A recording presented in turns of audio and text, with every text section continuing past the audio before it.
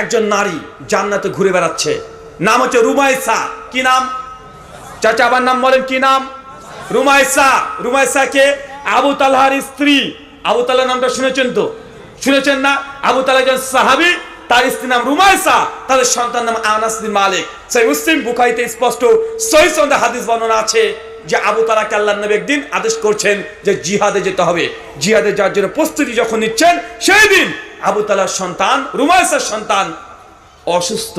অসুস্থ সন্তানকে থুয়ে নিজের পিতা বাড়িতে বেরিয়ে চলে গেছেন। নবী ডেকেছেন, জিহাদে যেতে হবে, জিহাদে চলে গেছেন। দীর্ঘ 1.5 মাস পর জিহাদ থেকে ফিরে আসছেন। এমতো পরিস্থিতিতে যেই দিন ফেরে, ওই দিন আবু তালহার সন্তান মৃত্যুবরণ করে, মারা যায়। তার স্ত্রী রুমাইসা গোটা প্রতিবেশী পাড়ার যত মানুষ আছে সবাইকে বলে বেরিয়েছে, খবরদার, আমার সঙ্গে 1.5 মাস পর বাড়িতে ফিরছে, কেউ আমার সন্তান যে মারা গেছে কথা জানাবে না তাকে, যতক্ষণ আমি রুমাইসা না জানাচ্ছি, অনুরোধ, কেউ আমার স্বামীকে জানাবে না।